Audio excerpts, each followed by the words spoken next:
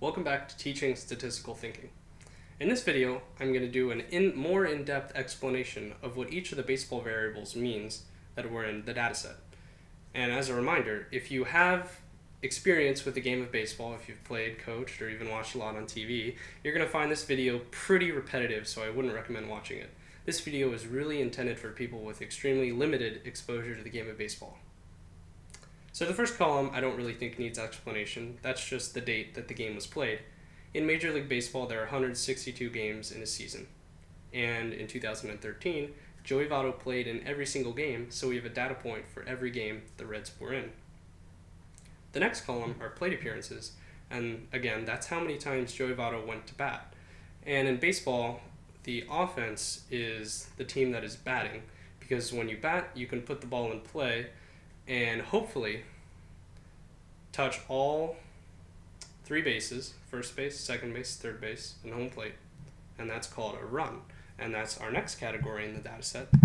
But a run is what other sports would call a points, but for some reason in baseball, you don't say points, you say runs.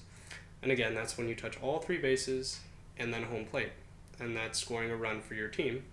And in baseball, the team that scores the most runs in a 9-inning game wins. And to score a run, you usually get hits. Of course, there are other ways, such as walks, hit by pitches, sacrifices, but for the most part, the most common statistic and term is a hit, and that's when, as a batter, you swing, and you put the ball in play and safely reach first base, and that's signified by the H symbol. So that's definitely a good thing. Now, beyond just simple hits, you can categorize them in more advanced ways. For example, you can just get a regular hit that you go to first base, you hit a ball out of the infield, but what if you hit a ball to the fence and you get to second base? That shouldn't really count as the same statistic. So, though we call it when you get to second base, that's called getting a double, or symbolized by 2B. And doubles are fairly common. An all-star player could hit maybe over 35 in a season, but definitely not unheard of. What's very rare are hitting three base hits or triples, where you hit the ball in play and go all the way to third base. And the reason why that's rare is because not only do you have to hit the ball in a very deep part of the park, but you have to be extremely fast to make it linearly. It would be 270 feet to third base, but it's quite difficult with how good the arms of outfielders are. And in fact, you'll see that home runs, and that's when you, in one at-bat, touch all three bases and then a home plate, and score, are actually a lot more common than triples. And the reason for that is it's a lot more common for a player to hit it over the fence than it is to hit it inside the park and make it all the way to third base. Home runs are it's definitely a difficult thing to accomplish, but at the major league level, the average player hits about 15 home runs in a season, so it's certainly not unheard of, but definitely an accomplishment. And now, kind of the most difficult statistic to explain, the run batted in. Again, this is when, I would think of it as when you score a run, there's usually a reason you scored a run, such as someone had to get you, usually, there are exceptions such as an error or stealing home, but well over 90% of the time, a batter is responsible for someone else scoring. So for example, if no one's on base and you hit a home run, you scored yourself, so you get that run batted in. Also, if the bases were loaded, and that means there's a runner on every base, and you hit a double, so you got to second base, but everyone else on base scored, you would get 3 RBIs because 3 people scored as a result of your at-bat. Here's an even crazier example. Again, if the bases are loaded and you walk, and that's our next column, but that means you see 4 balls before striking out.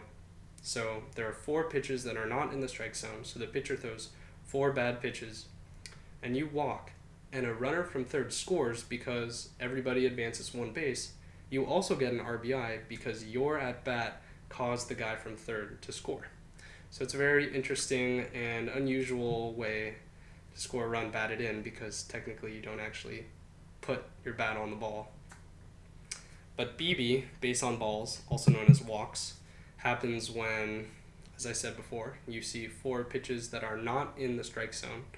And usually in baseball, the strike zone is from about the upper chest to a little above the knees, and then it's the width of the plate. So if you see 4 of those before striking out or putting the ball in play, you get to go to first base, and that's a very good thing. So especially nowadays, walks are increasingly being seen as almost as important as hits, because you get to go to first base and you're not harming your team at all. And then the last column here is K, and that is the symbol for a strikeout. And a strikeout is when the pitcher who throws the ball throws 3 pitches that you don't make contact with the third one that are in the strike zone. It can be a little complicated because when you hit a ball, you have a 90-degree space that the ball would be fair. If you hit a ball and it doesn't go within the diamond or the 90-degree fair ball space, it's called a foul ball. And the first 2 strikes can be filled up by foul balls. So if you hit a pitch, it goes behind you. That's a foul ball, that's strike 1. And strike 2 if you do it again. But if you keep doing it, it's not strike 3. To strike out, you actually have to miss the ball or gently hit the ball, but the catcher catches it. So that can be very complicated. And again, baseball is an extremely difficult sport to quickly pick up, but as a result of the huge amount of data points, because a major league player will get 500 to 600 plate appearances a year, statistics are incredibly useful in evaluating talent. And as you can see as an example this year, statistics are even so advanced that defenses now can pinpoint, based on who is batting, where they're most likely to hit the ball in play. So you're seeing defensive shifts becoming huge throughout baseball, and that's just a much more advanced example about how statistics affect sports we watch. So I hope this helps explain these baseball statistics that you'll see in the upcoming videos. But thank you for watching, and please, if you have more questions, there are tons of great resources to learn more baseball statistics online. It's also great to watch baseball if you want to understand more, but it's an incredibly cool game. But I hope you know, if you are interested in learning more about the baseball examples, there are definitely resources available to support you. So thank you for watching.